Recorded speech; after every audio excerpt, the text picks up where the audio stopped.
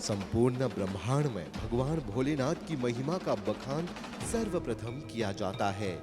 शिव की सदा ही संकट को मिटाने तथा स्वयं कालचक्र से सामना करने को आतुर रहते हैं। पृथ्वीलोक वासियों की रक्षा तथा सदा ही भक्तों के बीच वास करने के लिए स्वयं अपने आप को 12 कुंजों में विभाजित कर दिया और पृथ्वीलोक में ज्योतिर्लिंगों के रूप में विराजमान हो गए।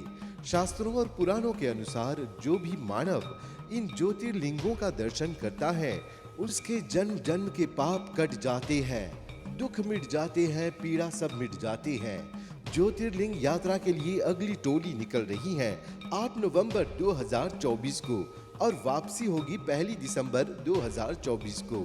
तीर्थ यात्रा एसोसिएशन के साथ सोमनाथ, नागेश्वर, भीमाशंकर, त्र्यंबकेश्वर, ग्रीनेश्वर, वैद्यनाथ, महाकालेश्वर, ओमकारेश्वर, द्वारका और सिद्धि का दर्शन कर अपना जीवन सफल कीजिए।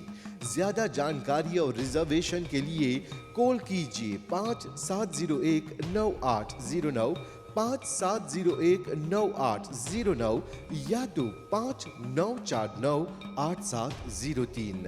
ऐसा पावन अवसर जीवन में बार बार नहीं आता। यात्रा कर महादेव का असीम कृपा प्राप्त करे तीर्थ यात्रा एसोसिएशन के साथ। ज्योतिर्लिंगों की यात्रा कर महादेव की असीम कृपा प्राप्त करे।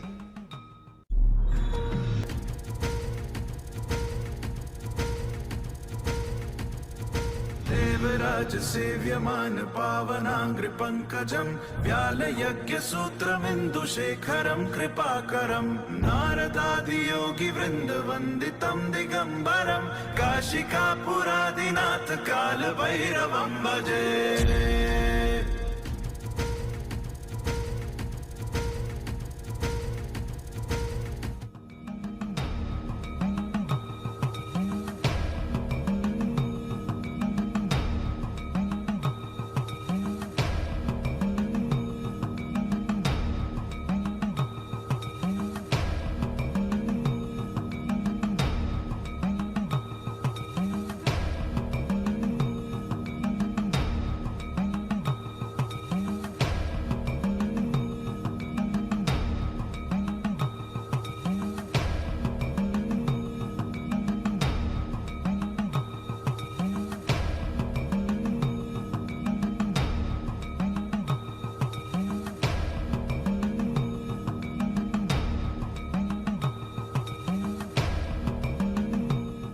नमस्ते। यात्रा प्रोग्राम में आप सब लोग के शानदार स्वागत करत है जा। ई यात्रा प्रोग्राम प्रस्तुत करत है जा तीर्थ यात्रा एसोसिएशन के सहयोग से।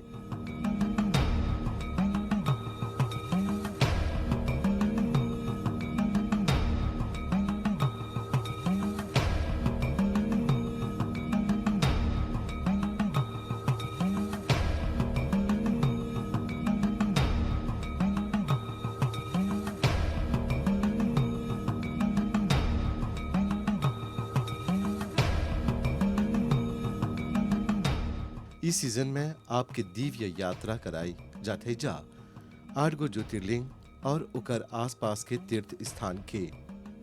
आज रात आपके लिए जाते जा कृष्ण भूमि द्वारका में।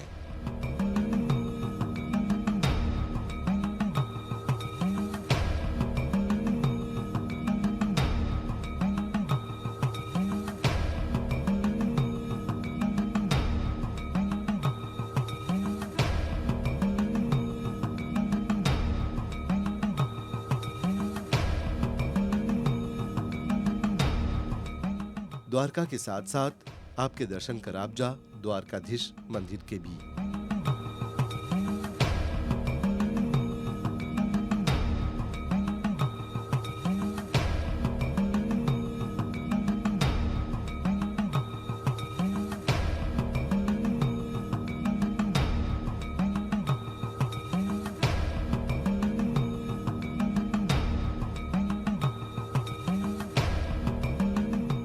द्वारका जो है भारत के गुजरात राज्य के देवभूमि द्वारका जिला में एक प्राचीन नगर है।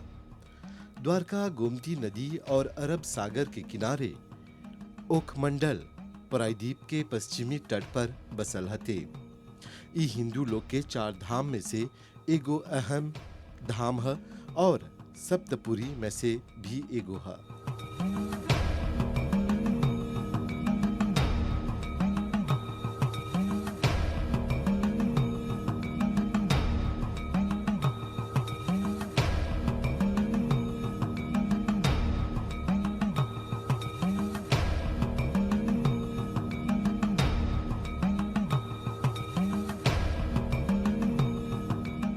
ये कृष्ण के प्राचीन राज्य द्वारका के स्थल और गुजरात के सर्वप्रथम राजधानी भी मानल जाला।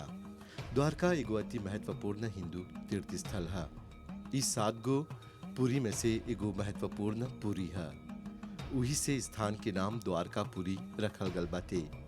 इनकर रचना 2013 में करल गल रहल। ई नगरी भारत के पश्चिम में समुद्र के किनारे पर बसल है।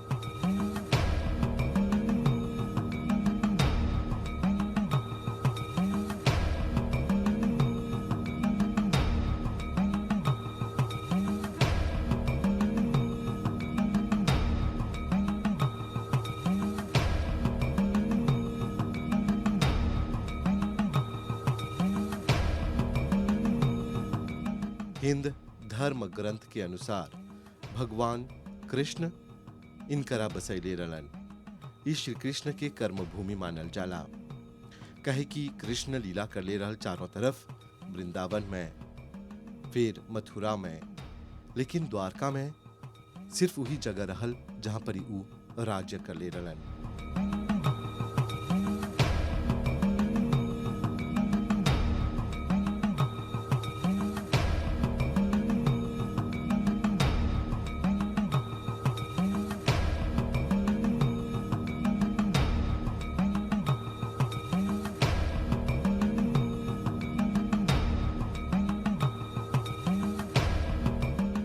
और ये भी मानल जाला कि वो एक रात में हैजा के महल के खड़ा कर ले रहल और अपन माँ बाप के हैजा परियन ले रहल।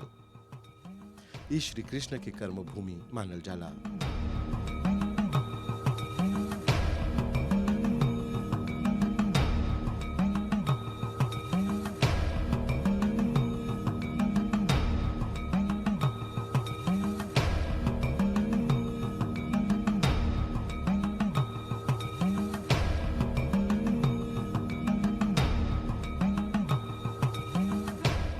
द्वारका भारत के 7 सबसे प्राचीन शहर में से एगो है। काफी समय से जाने माने शोधकर्ता लोग पुराण में वर्णित द्वारका के रहस्य जाने खातिर बड़का बड़का अध्ययन खोज कार्य करलन जा, पर कब्बो भी उ कार्य पूरा ना भैल। कहे कि ओकर रहस्य आज तक कोई ने सकल बा लगाई।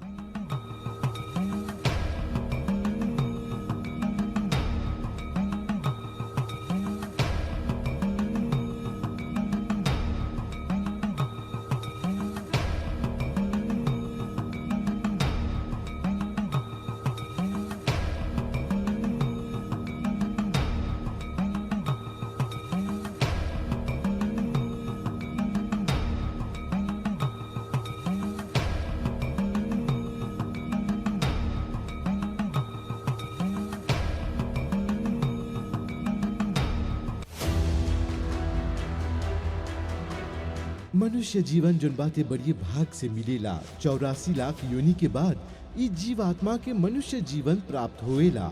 ई जीवन बड़ी पुण्य कर्म से मिलल बाते। भारत के 4 धाम के यात्रा कर ई मनुष्य जीवन के और भी सार्थक बनावा। यमुनोत्री, गंगोत्री, बद्रीनाथ, केदारनाथ, हरिद्वार, अयोध्या, वृंदावन, वाराणसी, ऋषिकेश और उत्तरकाशी यदि तोहर स्वप्न स्थल है तो जल्दी से अगला तीर्थ यात्रा खातिर अपन स्थान बुक करावा। अगला 4 धाम यात्रा खातिर यात्री लोग के टोली रवाना होत बाते मॉरिशस से 14 सितंबर 2024 के और वापसी होत बाते 10 अक्टूबर 2024 के। ज्यादा जानकारी और रजिस्ट्रेशन खातिर कॉल करा 5701 9809 570N 9809 या ता फोन करा 5949 8703 5949 8703 पर। जीवन में ऐसा मौका बार बार नहीं आवेला।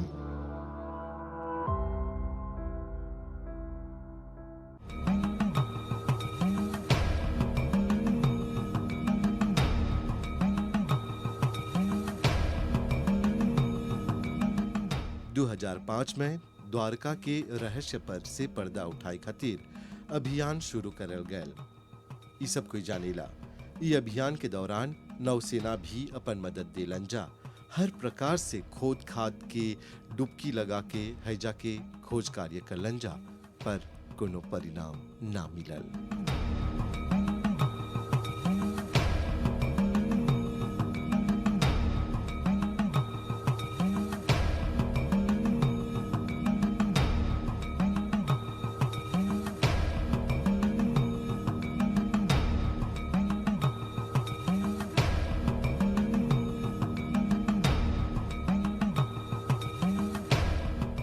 ऐसन मानल जाला कि पानी के नीचे भी द्वारका के कृष्ण महल पावल जाला।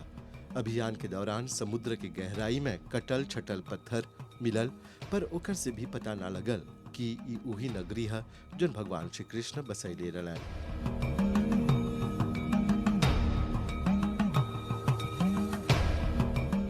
आज भी वैज्ञानिक स्कूबा डाइविंग के जरिए समुद्र के गहराई में रहस्य के सुलझाई में लगल हवन जा।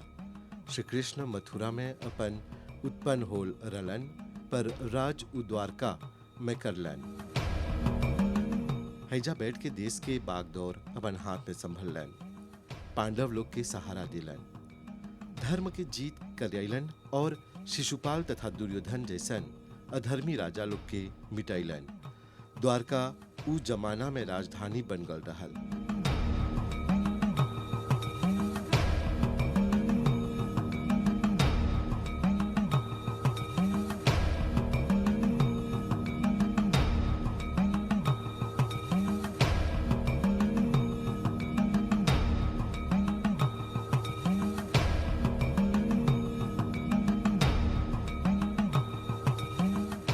बड़ा बड़ा राजा है जा अवतरलन जा और बड़ा बड़ा मामला में उनकर सलाह लेवत रहलन जा, भगवान कृष्ण की सलाह लेवत रहलन जा। ई एगो रहस्यमय स्थान है और जब हैजा पर जइबा त सकबा महसूस करे कि कितना दैविक स्थान बा और हौजा परी भगवान के गुण भी नजर आवेला व्यक्ति लोग में।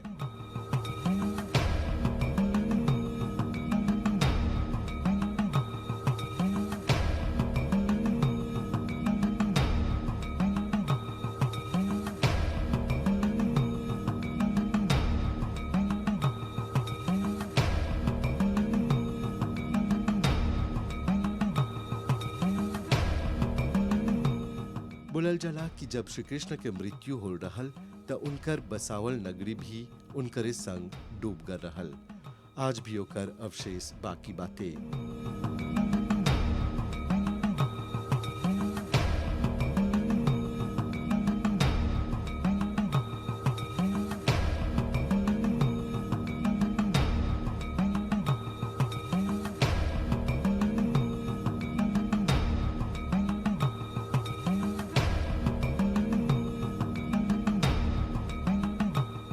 द्वारका के दक्षिण में एगो लंबा ताल बा जिनकरा गोमती तालाब बोलल जाला। उनकरे नाम पर इनकरा गोमती द्वारका बोलल जाला। द्वारकाधीश मंदिर भी जगत मंदिर के रूप में जानल जाला।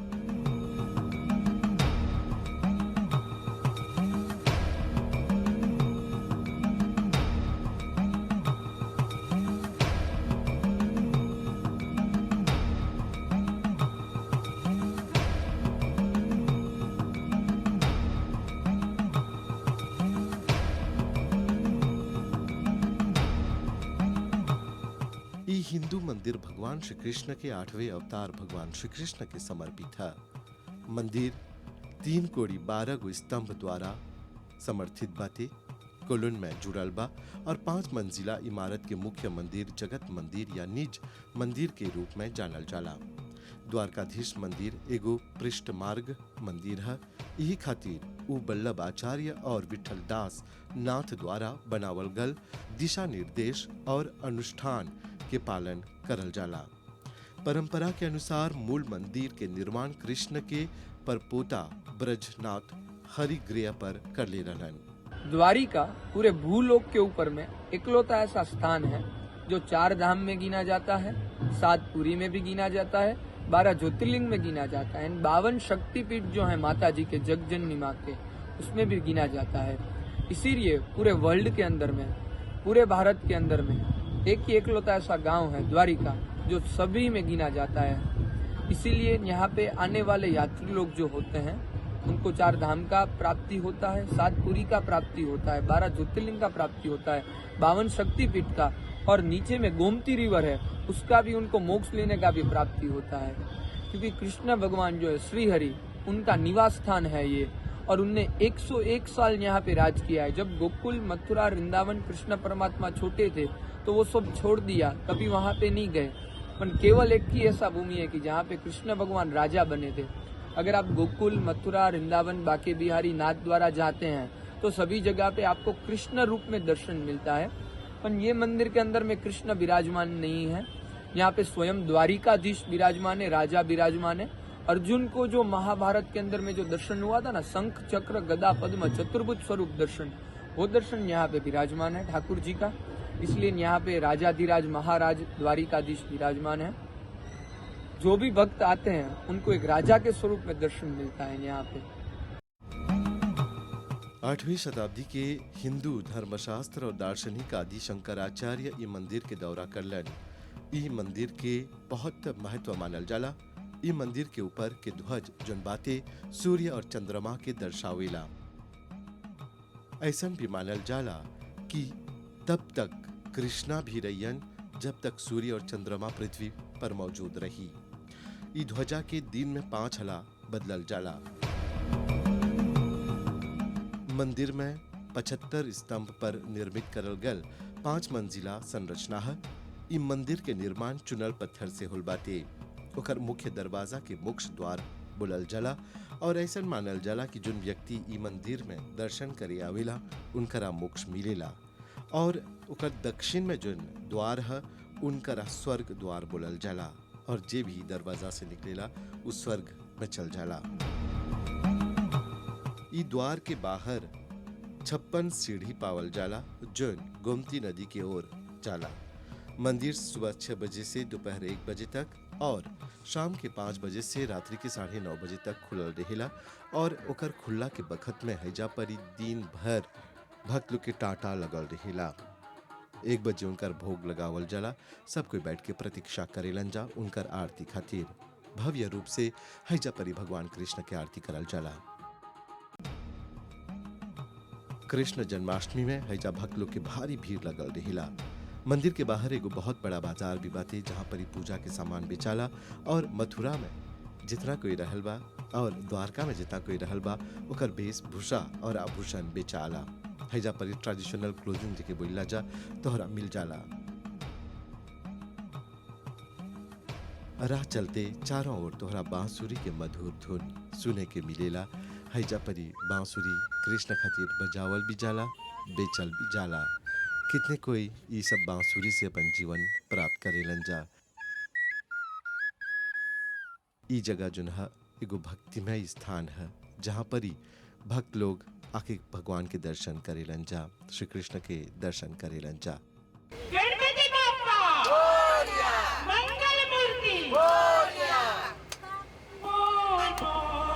गणपति गजानना बोल बोल बोल, गणपति गजानना बोल, गजानना गजानना गजानना बोल, गजानना गजानना गजानना बोल बोल बोल बोल, गणपति गजानना बोल बोल बोल, गणपति गजानना बोल, गजानना गजानना गजानना बोल, गजानना गजानना गजानना बोल। आ जाओ शिव के दुलारे, आ जाओ शिव के दुलारे, गौरी के प्यारे शिव के दुलारे, गौरी के प्यारे शिव के दुलारे, बोल बोल बोल बोल, गणपति गजानना बोल बोल बोल, गणपति गजानना बोल, गजानना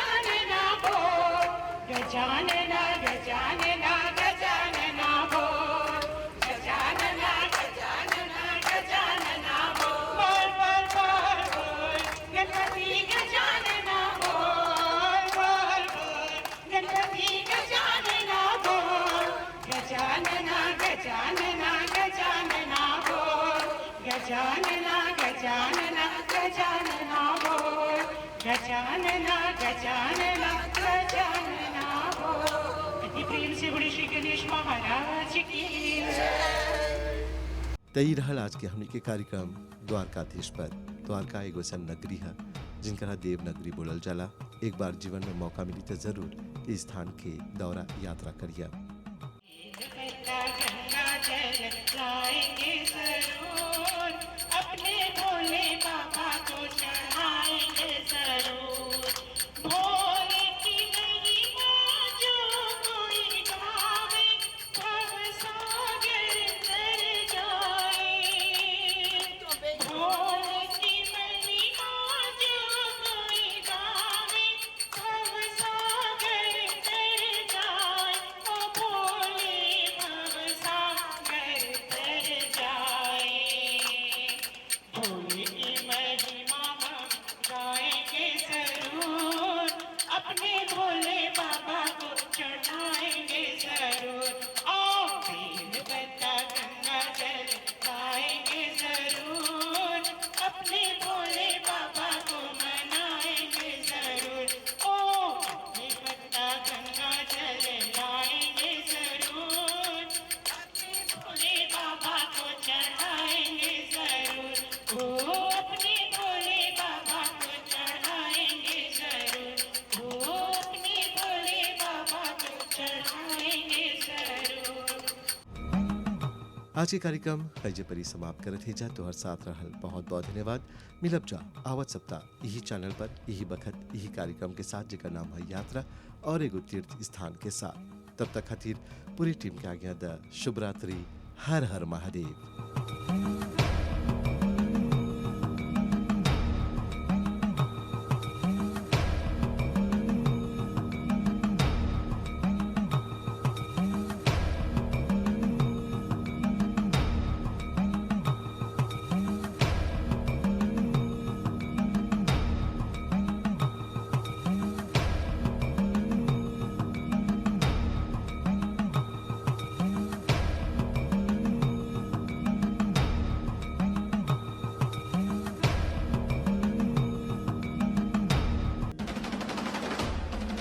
संपूर्ण ब्रह्मांड में भगवान भोलेनाथ की महिमा का बखान सर्वप्रथम किया जाता है।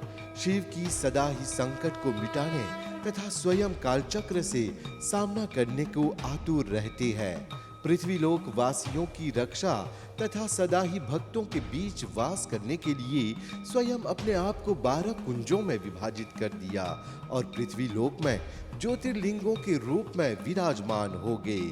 शास्त्रों और पुराणों के अनुसार जो भी मानव इन ज्योतिर्लिंगों का दर्शन करता है उसके जन्म जन्म के पाप कट जाते हैं, दुख मिट जाते हैं, पीड़ा सब मिट जाती है। ज्योतिर्लिंग यात्रा के लिए अगली टोली निकल रही है 8 नवंबर 2024 को और वापसी होगी 1 दिसंबर 2024 को। तीर्थ यात्रा एसोसिएशन के साथ सोमनाथ, नागेश्वर, भीमाशंकर, त्र्यंबकेश्वर, ग्रीनेश्वर, वैद्यनाथ, महाकालेश्वर, ओमकारेश्वर, द्वारका और सिद्धि का दर्शन कर अपना जीवन सफल कीजिए। ज्यादा जानकारी और रिजर्वेशन के लिए कॉल कीजिए 57019809, 57019809 या तो 59498703। ऐसा पावन अवसर जीवन में बार बार नहीं आता। यात्रा कर महादेव का असीम कृपा प्राप्त करे तीर्थ यात्रा एसोसिएशन के साथ। ज्योतिर्लिंगों की यात्रा कर महादेव की असीम कृपा प्राप्त करें।